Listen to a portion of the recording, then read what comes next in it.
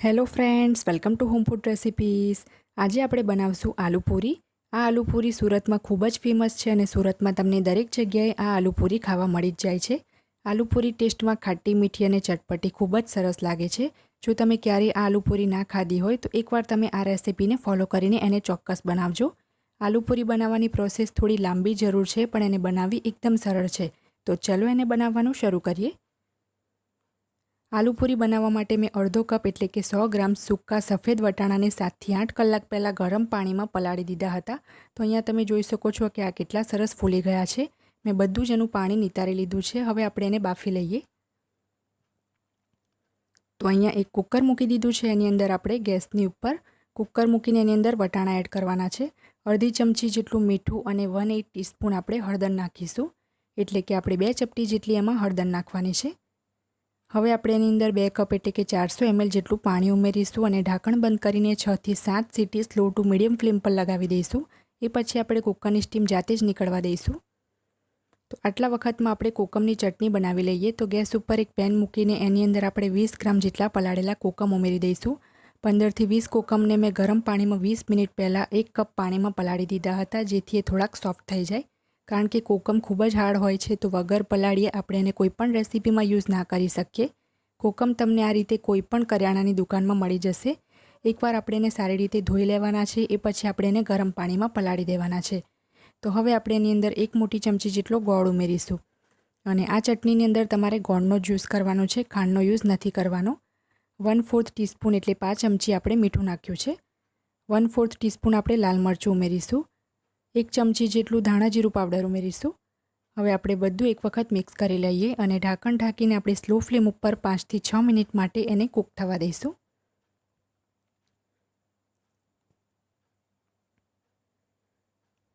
પાંચ મિનિટ પછી આપણે ઢાંકણું હટાવી લઈશું।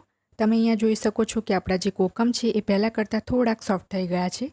હવે આપણે ગેસની ફ્લેમ બંધ કરી દઈશું અને એને ટોટલી ઠંડુ થવા દઈશું। એ પછી આપણે એને પાણી સાથે જ મિક્સરમાં પીસીને ચટણી બનાવવાની છે।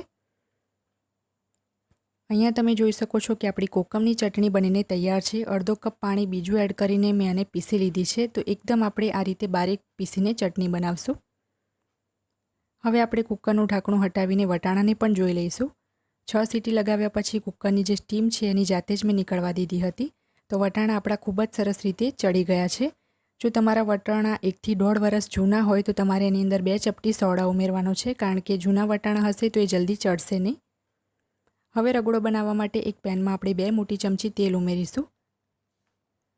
તેલ ગરમ થાય એટલે આપણે એની અંદર 2 ચપટી જેટલું જીરું અને 2 ચપટી રાઈ ઉમેરીશું। 2 ચપટી જેટલી આપણે હિંગ ઉમેરીશું। આદુ લસણ અને લીલા મરચાંની પેસ્ટ ઉમેરીશું 1 મોટી ચમચી જેટલી।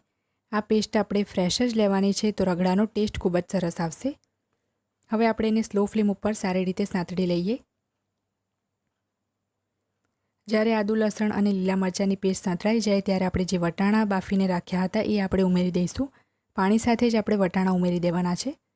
હવે આપણે એની અંદર એક મોટી સાઇઝનો બાફેલો બટાકો, જે ગ્રામમાં 160 ગ્રામ છે, એ ઉમેરી દઈશું અને સાથે જ આપણે બધા મસાલા પણ ઉમેરી દઈએ। તો 1/4 ટીસ્પૂન ગરમ મસાલો અને 1 ચમચી ધાણા જીરું પાવડર ઉમેર્યું છે। 2 ચપટી હળદર અને અડધી ચમચી લાલ મરચું પાવડર ઉમેર્યું છે। સ્વાદ મુજબ આપણે આની અંદર મીઠું નાખવાનું છે। તો અહીંયા હું અડધી ચમચી જેટલું મીઠું નાખું છું। હવે આપણે બધું બરાબર મિક્સ કરી લઈએ અને 3 થી 4 મિનિટ માટે મીડિયમ ફ્લેમ પર બધું કૂક થવા દઈશું। મીડિયમ ફ્લેમ ઉપર રગડાને મેં 4 થી 5 મિનિટ માટે કૂક કર્યો છે। તો હવે આપણે એક પાઉંભાજી મેશર લઈશું અને એની મદદથી થોડાક વટાણા અને બટાકાને આપણે મેશ કરી લઈશું। ધ્યાન રાખવાનું છે કે બધા જ બટાકા અને વટાણાને આપણે મેશ નથી કરવાના, બસ થોડાક જ આપણે મેશ કરી લઈશું અને એ પછી 1 થી 2 મિનિટ માટે આને કૂક કરીશું, જેથી બધું પાણી પણ સુકાઈ જાય અને રગડો પણ થોડોક ગાઢો થઈ જાય। 2 મિનિટ પછી આપણો રગડો રેડી થઈ ગયો છે આલુપુરી માટે। તો થોડાક આપણે ઝીણા સમારેલા લીલા ધાણા નાખી દઈએ અને હવે આપણે પૂરી બનાવી લઈશું। પૂરી બનાવવા માટે એક બાઉલમાં આપણે 3/4 કપ એટલે કે પોણો કપ મેંદો ઉમેરીશું। મેંદો આપણે ચાળીને જ લેવાનો છે। 1/4 ટીસ્પૂન એટલે કે 5 ચમચી મીઠું નાખ્યું છે। હાફ ટેબલ સ્પૂન તેલ નાખ્યું છે અને બધું બરાબર મિક્સ કરી લઈશું। હવે આપણે એની અંદર થોડું થોડું પાણી નાખીને મીડિયમ સોફ્ટ લોટ બાંધવાનો છે।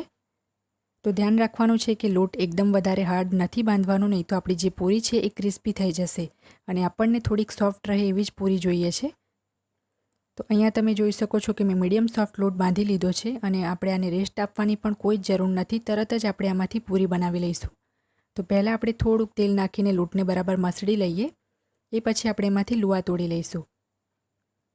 આપણે અહીંયા મીડિયમ સોફ્ટ જ લોટ બાંધ્યો છે એટલે આપણે એને રેસ્ટ આપવાની કોઈ જ જરૂર નથી. તો આમાંથી 2 થી 3 મીડિયમ સાઇઝના આપણે લુઆ તોડી લેવાના છે.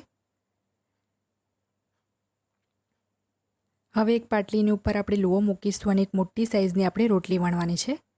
અને આને વણવા માટે આપણે સૂકા મેદાનું કે ઘઉંના લોટનું અટામણ લેવાની કોઈ જ જરૂર નથી. એમાં જ સરળતાથી વણાઈ જશે. તો એકદમ પતલી આપણે રોટલી વણવાની છે.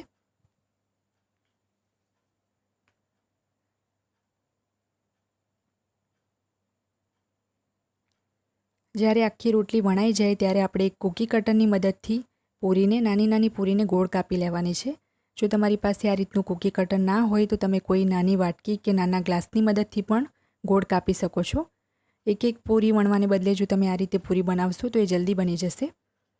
તો જે એક્સેસ વધારાનો પાર્ટ છે સાઈડનો એને આપણે કાઢી લઈશું અને બાકીની બધી જ પૂરી આપણે આ જ રીતે બનાવી લઈશું. તો અહીંયા તમે જોઈ શકો છો કે મેં બધી જ પૂરી બનાવી લીધી છે અને આ રીતની એની થિકનેસ છે. હવે આપણે આને ફ્રાય કરી લઈએ. એક કડાઈમાં મેં તેલ ગરમ કરવા મૂકી દીધું હતું. તો એની અંદર આપણે પૂરી એડ કરીશું અને મીડિયમ ફ્લેમ ઉપર આપણે આને કાચી પાકી ફ્રાય કરવાની છે. ધ્યાન રાખવાનું છે કે આ પૂરીને આપણે સહેજ પણ ક્રિસ્પી નથી થવા દેવાની અને એનો કલર તો આપણે સહેજ પણ લાલ નથી થવા દેવાનો. અને આ જે પૂરી છે એ ફૂલે કે ના ફૂલે એની સાથે કોઈ જ લેવા દેવા નથી, કારણ કે પૂરીને આપણે એમ પણ કાચી પાકી જ ફ્રાય કરવાની છે. તો વચ્ચે વચ્ચે ઝારાની મદદથી આપણે પૂરીને પલટાવતા રહીશું અને એ પછી આપણે એને તરત જ બહાર કાઢી લઈશું. આ જે પૂરી છે એ સોફ્ટ જ રહેવી જોઈએ, ક્રિસ્પી બિલકુલ પણ નથી થવા દેવાની. તો હવે આપણે બધી જ પૂરીઓને બહાર કાઢી લઈએ અને બાકીની બધી જ પૂરી આપણે સેમ આ જ રીતે બનાવી લેવાની છે. તો જે ઝારો છે એને કડાઈની ઉપર રાખીને આપણે થોડુંક આ રીતે ટેપ કરીશું, જેથી વધારાનું ઓઇલ જે હોય એ કડાઈમાં જ પડી જાય.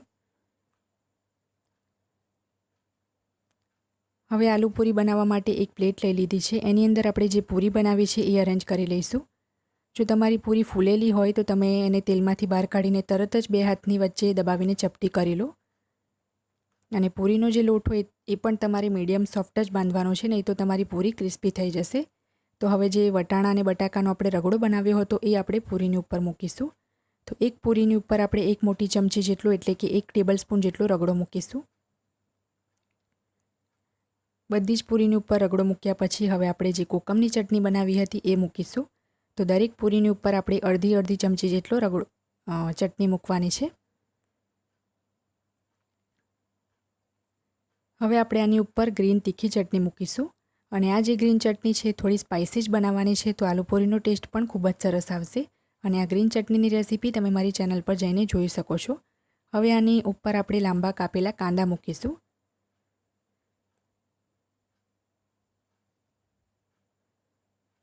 કાંદા મૂક્યા પછી આપણે એની ઉપર આલુ સેવ મૂકીશું.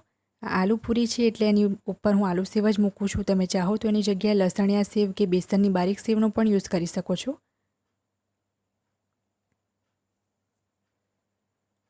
હવે છેલ્લે આપણે એની ઉપર થોડો ચાટ મસાલો સ્પ્રિંકલ કરીશું. અને છેલ્લે ફરીથી આપણે ગાર્નિશ માટે થોડી કોકમની ચટણી મૂકીશું અને ઝીણા સમારેલા લીલા ધાણાની મદદથી આપણે એને ગાર્નિશ કરી લઈશું.